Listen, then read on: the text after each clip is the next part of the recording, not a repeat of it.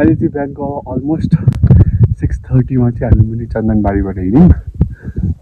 खतरा छ वेदर, जाडो नि छ तर अझै घाम लाग्छ जस्तो चाहिँ एकदमै सनी छ। माथि रेन्जेसहरू एकदमै घाम लागेको छ, साइनी भएर आएको छ। यो हो देखेन राम्ररी, मौसम राम्रो छ, सबै उयो छ यता पनि। It's nice. So driving.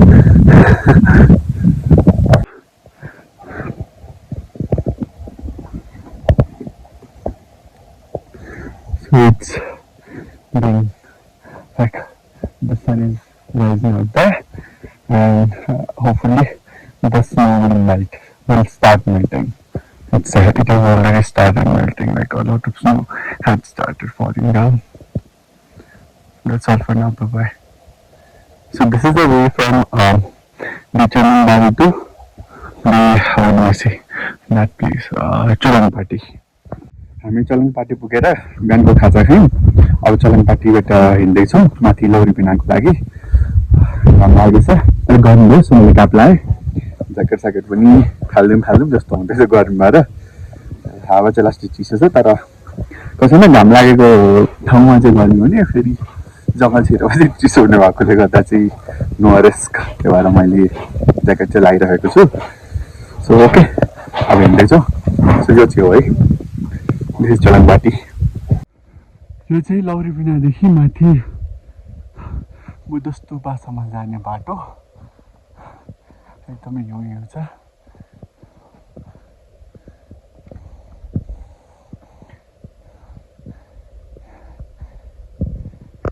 अहिले चाहिँ हामी बुद्ध मन्दिर आइपुगेका छौँ। बुद्धस्तुपा पछाडि कतादेखि छ। ओके, यहाँ देखिएको चाहिँ बुद्धस्तुपा हो। यो खतरा छ। यो चाहिँ अब गोसाइकुण्ड जाने बाटो। माथि देखिएको गेटहरू चाहिँ ओम शिवाय। हेलो गाइस, अहिले चाहिँ हामी बुद्धस्तुपा आइपुगेका छौँ। बुद्धस्तुपा भनेको चाहिँ अलमोस्ट लास्ट स्टप। अब यहाँबाट नेक्स्ट स्टप भनेको गोसाइकुण्ड हो। 1 आवर यहाँबाट गोसाइकुण्ड पुग्नको लागि। एकदमै बवाल छ, एकदमै घन्टा परेको छ यहाँ। अनि जस्ट आज घाम लाग्दैको कारणले गर्दा चाहिँ खतरा देखेको छ। जस्ट लुक द भ्यू, यस्तो नाइस छ। सरसर हावा चलिरहेको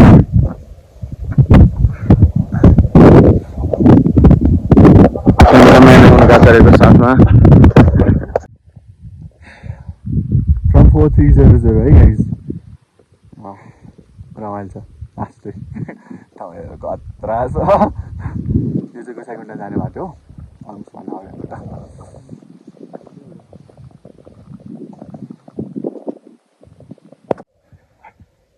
बुद्धस्तुपाबाट चाहिँ अब यो गेटबाट चाहिँ गोसाइकुण्डको चाहिँ बाटो सुरु हुन्छ। अब यहाँबाट चाहिँ नेक्स्ट स्टप भनेकै गोसाइकुण्ड हो।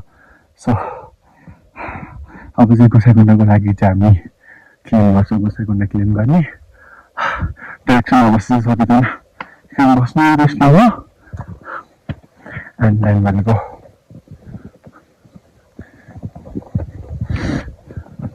उता के रहेछ। I want to show you guys.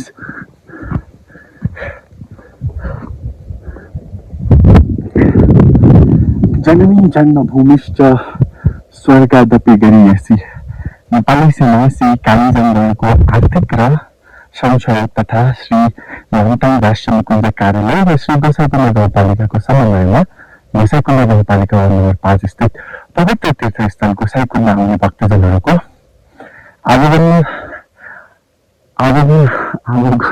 आवागमनमा सहजता प्रदान गर्ने उद्देश्यले बुद्ध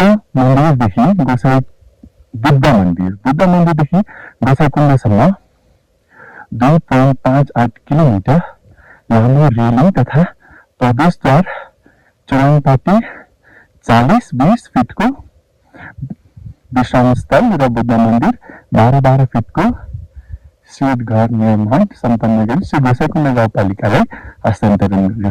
इतिसम्म 2077 साल अश्विन महिना 11 गते रोज 1 Shubham. So we are heading towards Gosaikunda. Gosaikunda जाने बाटो अब त लगभग आउन आँट्यो। Half an hour And we are at Gosaikunda.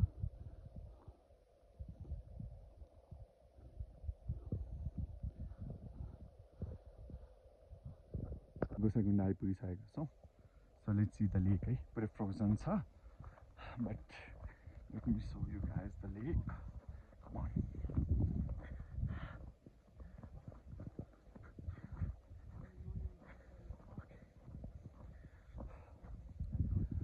So this is यो Gosaikunda हो.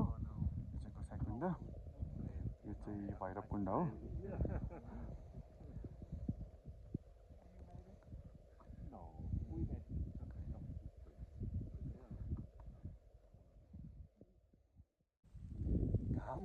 So okay, this side. So we are finally at Gosaikunda, guys. एकदमै रमाइलो भयो, मजा आयो. अब मुनि जाने, नुहाउन त सकिँदैन यस्तो चिसामा न, पानी अचाउने भन्ने. अनि अलिकति अब गोसाइकुण्ड आएपछि पानी बोक्ने, पानी खाने, अलिकति पूजाको सामानहरू ल्याउँछु घरबाट, पूजा गर्छु भगवानलाई. अनि त्यसपछि चाहिँ I'll just return back. यो चिसोमा बस्न सकिँदैन there. So that's all for today. Bye bye.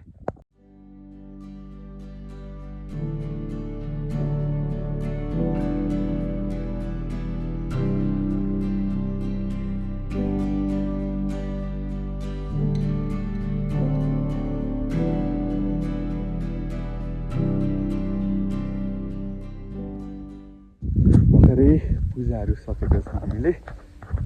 यहाँ हुनुहुन्छ महादेव, यता छ गोसाइकुण्डको पोखरी, अलिकति पानी चाहिँ रहिरहेको रहेछ.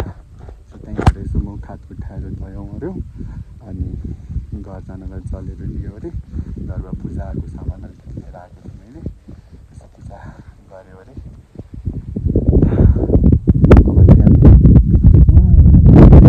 चाहिँ गोसाइकुण्डको अलिक महत्त्वपूर्ण हो भनिन्छ. अब त्यहाँ जान्छौँ. अनि त्यसपछि चाहिँ लगभग गोसाइकुण्डको यात्रा समापन हुन्छ.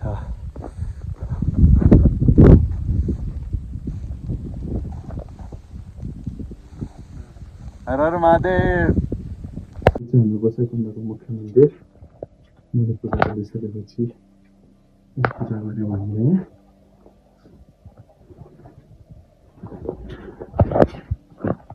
चिज छ. यता खमाउने गाह्रो हुन्छ. यो बाहिरको दृश्य सबैको रक्षा गर्ने. गोसाइकुण्डको दर्शन गरेर हामी अब फर्किँदैछौँ. So this is kind of अब एन्ड पनि भनौँ. अगाडि केही स्पेसल भेट्यो भने देखाउँछु, otherwise almost end of the video हो यो चाहिँ. सो अब त ओह्रालो हुन्छ, अनि छिटो पुग्दो रहेछ, सजिलो भइरहेको छैन पनि. Good by. उता पर कालिज छ, कुद्दै गरेको दुइटा कालिज हो त.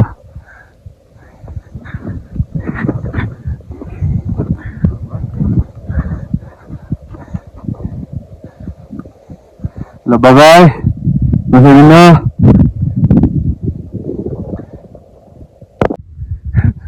म त बाँधेर क्यापमा टोपी नै लाइन हौ मैले. यो ट्रक मात्र लास्ट कम टोपी लगाएँ. हिजो तलबाट हिँड्दा लगाएको थिएँ, माथि झन् यस्तो चिसोमा टोपी नै लाइन, क्याप नै हिँडेँ. अनि अहिले फर्किँदाखेरि चाहिँ हावा लास्टै चल्दो रहेछ बेलुकी पख गोसाइकुण्डमा.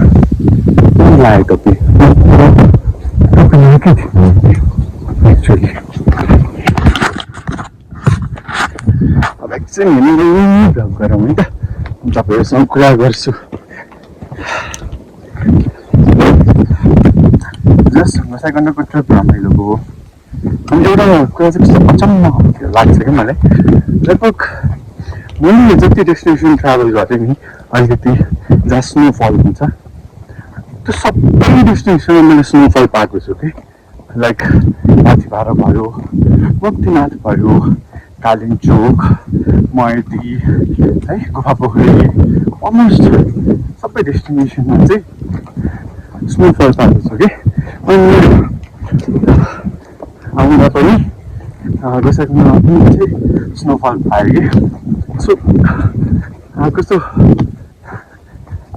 एक हिसाबले एकदमै फर्चुनेट ब्लेस्डवाला फिल भयो किनकि मलाई चाहिँ एकदमै स्नोफल मनपर्ने म तरेको मान्छे अनि स्नोफल त हुँदैन स्नोफल देख्दा चाहिँ एकदमै रमाइलो लाग्यो क्या अनि त्यो पनि अब अरूले चाहिँ कस्तो हुन्थ्यो भन्दा नपुगेको एक दिन अगाडि कि 2 दिन अगाडि स्नोफल हुने अनि त्यो स्नो चाहिँ रोइरहेको हुने कि त्यही ठाउँमा स्टिल बसेको हुने नपग्लेको हुने त्यस्तो स्नो भेट्थेँ तर फर्स्ट टाइम स्नोफल चाहिँ एक्सपिरियन्स गरेको थिएँ जो मैले गोसाइकुण्डमा एक्सपिरियन्स गरेँ गोसाइकुण्डको मुनि चन्दनबारीदेखि नै लास्ट स्नोफल हुने रहेछ अनि हिजो त अल नाइट स्नोफल भयो कि अनि माथिसम्म स्नोफल भइरहेको थियो सो एकदम स्नोफल राम्रो एक्सपिरियन्स गरेँ कि मैले यो टाइम अनि दर्शन कस्तो राम्रो भयो कि मैले पूजाको सामानहरू पनि लिएर आएको थिएँ है अनि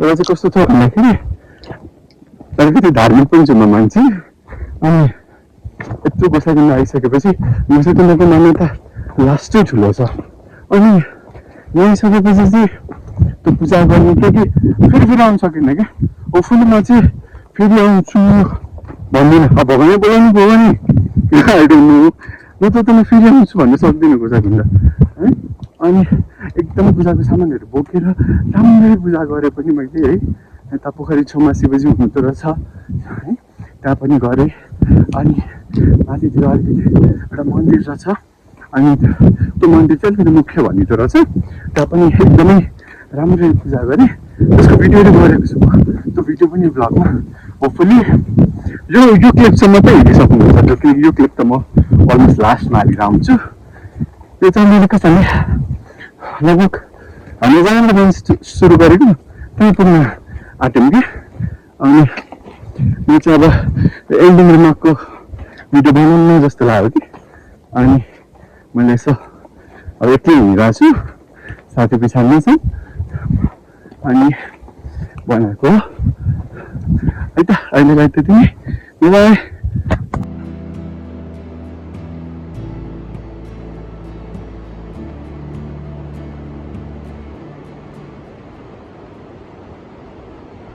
बाई बाई गोसाइकुण्ड